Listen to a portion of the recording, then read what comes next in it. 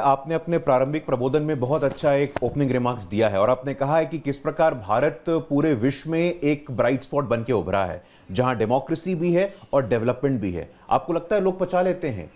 देखिए, आपने बहुत अच्छे शब्द का उपयोग किया कि कुछ लोग अपने आप को मठाधीश समझते हैं।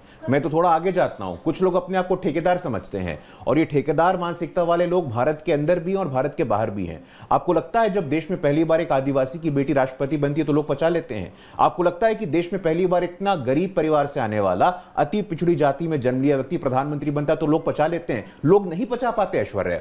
और मैं धन्यवाद करता हूं कि आपने बोला है, और प्रधानमंत्री जी ने भी कहा है कि विश्व मित्र, हम विश्व बंधु हैं, हम विश्व मित्र हैं, हम तीन आधार पर चलने वाले लोग हैं। वसुदेव कुटुंबकम, नंबर 1 हमारा मानना है कि whole world is a family. सर्वे भवन्तु सुखिनः सर्वे सन्तु निरामया। हम चाहते हैं सब सुखी रहें, सब निरोगी रहें। यहां जो सर्वे है वो ऑपरेटिव वर्ड है।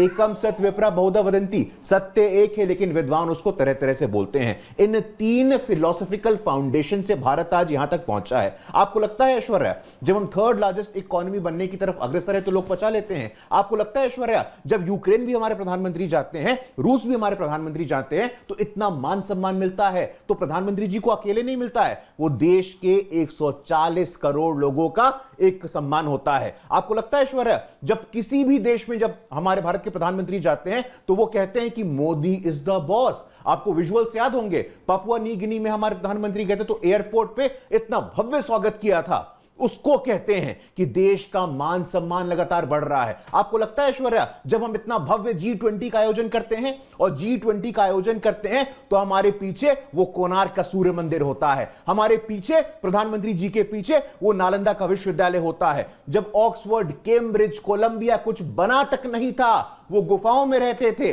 तब ये देश दुनिया को पढ़ा रहा था। आपको लगता है जब हम ग्लोबल साउथ की बात करते हैं, ग्लोबल साउथ के सभी देशों का नेतृत्व जब भारत करता है, तो जो आप मठाधीश की ओर संकेत कर रहे हो और मैं ठेकेदार जिनको बोल रहा हूं वो स्वीकार कर लेते इस बात को? ऐश्वर्या, यही देश था और इसी देश को क्या कहा गया था, और मैं बहुत दुख और पीड़ा के साथ कह रहा हूं, लैंड ऑफ स्नेक चार्मर्स। हम सपेरों के देश थे क्या? हम सपेरों के देश नहीं थे। इसी देश के प्रधानमंत्री थे जो कोई बाहर से अतिथि आता था तो कहता था देखो हम सपेरों के देश हैं। हम सपेरों के देश नहीं हैं। आज it is the time of India. आज पूरा विश्व, पूरी दुनिया इस बात को स्वीकार कर रहा है कि जो आने वाले 25 साल हैं, जो आने वाला डेकेड है, वो भारत का होने वाला है। और इसके पीछे सिर्फ एक कारण है ऐश्वर्या, जिसकी तरफ आपने इंडिकेट भी किया है। भारत ही एक ऐसा देश है जहां डेमोक्रेसी और डेवलपमेंट में एक संतुलन बनता हुआ दिख रहा है। लेकिन कुछ लोगों को यह बात स्वीकार नहीं है, कुछ लोग इस बात को पचा नहीं सकते हैं। आज भी उसी प्रकार की बातें हो रही हैं। क्या बोलते हैं, भूरा बाल साफ करो। आज भी वैसी बातें हो रही है। असम जलेगा, बिहार जलेगा, नॉर्थ ईस्ट जलेगा, झारखंड जलेगा। मैं बहुत पीड़ा के साथ कह रहा हूं, जब कहते हैं झारखंड जलेगा तो झारखंड मुक्ति मोर्चा का मुंह बंद रहता है। जब कहते हैं बिहार जलेगा तो कांग्रेस और आरजेडी का मुंह बंद रहता है। क्यों ऐसा होता है कि भारतीय जनता पार्टी को आगे आकर के कहना पड़ता है कि law and order should be the top most priority? आपके प्रदेश में, आपके प्रांत में आप लॉ एंड ऑर्डर संभाल नहीं सकते हैं और धमकी देते हैं। आप यूनिटी और इंटेग्रिटी, हमारी देश की एकता और अखंडता और हमारे संविधान पे किसी प्रकार का कोई प्रश्न खड़ा करने का कोई अधिकार नहीं रखते हैं। ऐश्वर्या, देखिए, आपकी पार्टी कोशिश कर रही है, ठीक है, बट आपके चैलेंजेस भी तो है ना, आपके चैलेंजेस भी तो हैं। You will not comment on it. I understand it's about foreign policy. You are in power. You will not comment about it. You will not comment about it. गुरु प्रकाश पासवान आप नहीं बोलेंगे, लेकिन सतीश जी आप तो बोल सकते हैं, रामकृपाल जी आप तो बोल सकते हैं। हम तो एनालाइज कर सकते हैं ना, हमें तो देखना है। रत्नाकर जी आ रहा हूं, प्रियंका जी आ रहा हूं, हमें तो देखना है। सतीश के सिंह जी और रामकृपाल जी, मैं आप दोनों के पास आना चाहता हूं एक एक करके कि एग्जैक्टली ये भारत की ग्रोथ स्टोरी जो मैप चल रहा है, सर बोल रहा हूं, ये सिर्फ ये एक इंडिकेशन है दर्शकों के लिए कि कौन कौन से देशों की सरकार 1950 से लेकर और 24 तक अमेरिका ने ध्वस्त की है।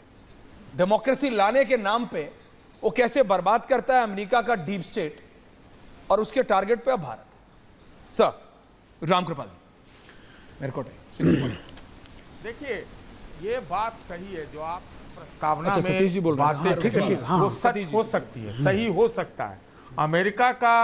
अमेरिका का इतिहास रहा है कि पहले वो हीरो बनाता है, उसको फिर जो है राक्षस बना के ख़त्म कर देता है। देखा है हमने, Saddam Hussein, Osama bin Laden वगैरह वगैरह वगैरह। ये उनकी राष्ट्र नीति जो नेशनल इंटरेस्ट कहते हैं वो रही है। लेकिन जिस प्रकार से हम बाहरी इंटरनेशनल पॉलिटिक्स और अंदरूनी पॉलिटिक्स को मिला के बात कर रहे हैं, तो मैं ये भी कहूंगा कि अगर जो 80-20 की राजनीति करते हैं और जो कहते हैं कि बटोगे तो कटोगे, इससे भी जो है ना आंतरिक सुरक्षा, मतलब आंतरिक जो मजबूती है वो कमजोर होती है। मैं मानता हूं आपकी बात ऐश्वर्या कि भारत के सामने चैलेंजेस, मैं एक रहस्योद्घाटन भी करूंगा आपके चैनल पे आज। देखिए वो चैलेंजेस हैं, अगर वो बांग्लादेश है तो भारत पे भी उसका दबाव है अमेरिका के थ्रू, सब तरफ दबाव वो बढ़ाएगा, ये हो सकता है। इसमें स्थिति क्या है कि अगर हम ये बात करें कि जो कुछ हुआ सो सब 8-10 साल में हो गया, ऐसा नहीं है। आपको मिलके मिला के चलना पड़ेगा। पहले की सरकारों के कंट्रीब्यूशन को भी आपको अंडरलाइन करना पड़ेगा, और ये जो अंतर्राष्ट्रीय स्तर पे जो नीति है वो जिम्नास्टिक्स के बैलेंस बीम जैसा है, बैलेंस बीम जैसे आपको चलना पड़ेगा। ये चीज समझने की बात है। इससे काम नहीं चलेगा कि आप किसी देश के नेता को कह दो कि जी फलाना बार इसकी सरकार, ये सब से नहीं है। ये हम मतलब मैं मानता हूं कि प्रधानमंत्री जी अपने तीसरे टर्म में बहुत अच्छा चल रहे हैं, मैं बोलने वाला हूं इस बात को पहले। और दूसरी बात, जो उनके चैलेंजेस का आपने जिक्र किया, तो चैलेंजेस से तो उनके संगठन, उनकी पार्टी भी भरपूर है, लब्बो मतलब यहां तक है। मेरे कहने का मतलब, मैं जो कह रहा था कि रहस्योद्घाटन की बात, तो मैं आपको एक बात बताता हूं। इस देश के एक बहुत बड़े आदमी ने आज से 4-5 महीना पहले हमसे कहा था, हमारे से निजी बातचीत में कहा था कि ये चाइना और रूस, अमेरिका वाले दोनों मजबूत देश तो भारत चाहते हैं, लेकिन मजबूत नेता नहीं चाहते। ये बहुत बड़े आदमी ने हमसे कहा, जिसकी वजूद है, जिसकी हैसियत है, जिसकी मतलब सब कुछ है। तो कहने का मतलब है कि जिन पार्टियों ने जो गलती की, जिन सरकारों ने गलती की, मोदी जी ने भी जो गलती की, उसको सुधारें।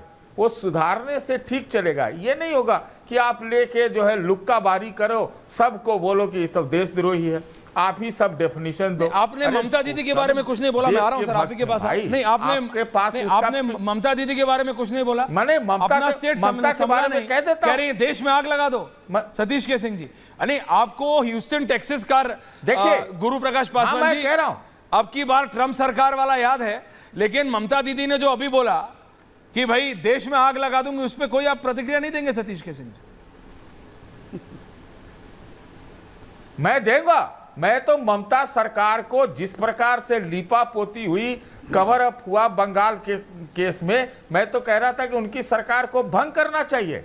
देखिए जिस प्रकार की उसके बाद ये जो घटना हुई, उसके बाद जो भारतीय जनता पार्टी वहां राजनीति कर रही है, वो भी राजनीति कर रही है। तो मैं समझता हूं कि ममता बनर्जी ने बहुत गलत बयान दिया, लेकिन वो भी राजनीति कर रही है। फिर वापस भी ले लिया, नेक्स्ट डे लेना पड़ा, उनको समझ में आ गया। लेकिन ये क्या है ना कि ये पॉलिटिकल स्लग फेस्ट में ना देश का भला नहीं होता है।